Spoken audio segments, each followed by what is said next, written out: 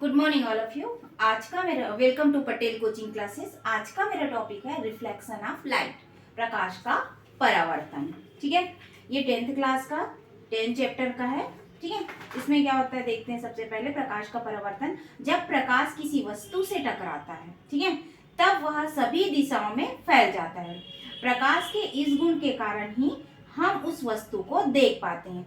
लेकिन जब प्रकाश समांतर किरणें किसी समतल चमकदार सतह पर पड़ती है तो एक निश्चित दिशा में वो जाती है। समझ में आया? अब दर्पण की सतह क्या होती है? चमकदार होती है।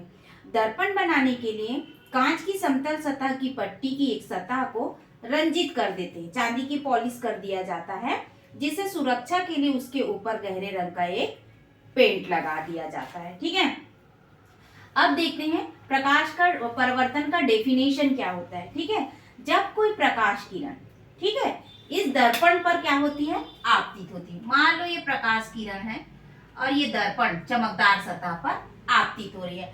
आपतित होने के बाद परावर्तित होती है और परावर्तित होकर जिस दिशा से आई रहती है उसी दिशा में वापस लौट जाती है। इसको बोलते हैं प्रकाश का परावर्तन, रिफ्लेक्शन। ओके, अब क्या होता है? ये जो किरण जा रही है, इस किरण को बोलते हैं आपतित किरण। जो टकरा करके वापस चले जाती है उसी दिशा में परावर्तित किरण बोलते हैं।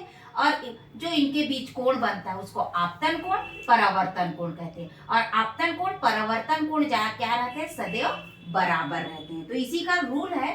ठीक है, एक रूल होता है, दो रूल है इसके। कौन कौन से है? कि आपतित किरण, परावर्तित किरण और अभिलंब सदैव एक ही बिंदु पर स्थित होते हैं या एक ही तल पर स्थित होते हैं।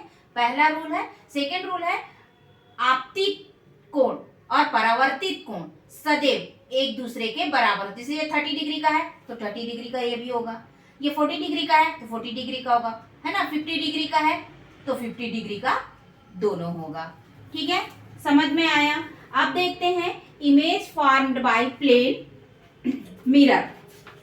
प्लेन मिरर में किस टाइप के इमेजेस बनते हैं? ठीक है, अब क्या, जैसे समतल समतल दर्पण में अपने प्रतिबिंब को आप प्रतिदिन देखते हैं ना। क्या आप कभी सोचे हैं कि ये कैसे और कहाँ बनता है? ठीक है, तो समतल दर्पण के सामने एक वस्तु ए रखी है। ये मैं एक वस्तु रख दी ए, ये समतल दर्पण है। ठीक है, ये समतल दर्पण है, उसके सामने एक वस्तु रखी है ए। वस्तु ए से चलने वाली किरण ए एन और ए एन डैश समतल पर पड़ता है। कौन सा है? ये एन है, ये एन है और ये एन डैश है। ठीक है, इस पर ये पड़ता है। पड़ने के बाद ये टकराता है और टकरा करके एन आर और एन आर डैश दिशा में वापस चला जाता है। क्या हो जाता है? इस दिशा से वे वापस चला जाता है। समतल दर्पण है, यहाँ पर कोई वस्तु रखी है, ये वस्तु से किरण चलती है एन और एन डैश, और इस समतल सतह से टकरा करके एन डैश और एन डैश आर और एन आर दिशा में क्या हो जाती है? वापस लौट जाती, परावर्तित होती है। परावर्तित किरणें जब आंख पर प्रवेश करती, यही किरणें कहाँ प्रवेश करती है? आंख पर प्रवेश करती है। तो क्या होता है? प्रवेश, आंखों में जब ये किरणें प्रवेश करती है तो ये जो है क्या होता है? ऐसा लगता है हमको, ऐसा आभास होता है कि ये प्रतिबिंब जो है, ये किरणें कहाँ से आ रही है?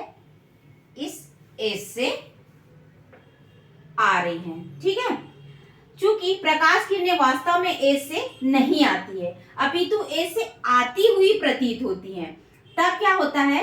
एस वस्तु ए का, ये एस, ये वस्तु ए का आभासी प्रतिबिंब बनाता है। कौन सा प्रतिबिंब बनाता है? आभासी प्रतिबिंब बनाता है।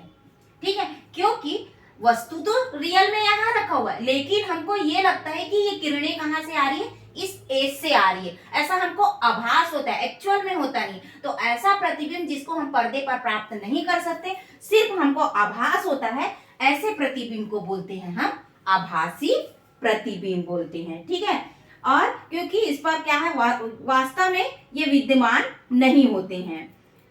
ठीक, समझ में आया? और स्पष्ट कैसे कर सकते हैं? प्रतिबिंब का आकार वस्तु के आकार के बराबर होता है। वस्तु के सामने जितनी दूरी पर रखी है प्रतिबिंब दर्पण से, उतनी ही दूरी या दूरियां पीछे बनता है। समझ में आया? तो ठीक है बच्चों, आप लोग को समझ में आया प्रकाश का परावर्तन। यदि आपको मेरा वीडियो अच्छा लगा तो प्लीज लाइक करें, सब्सक्राइब करें एंड कमेंट करें। Thank you.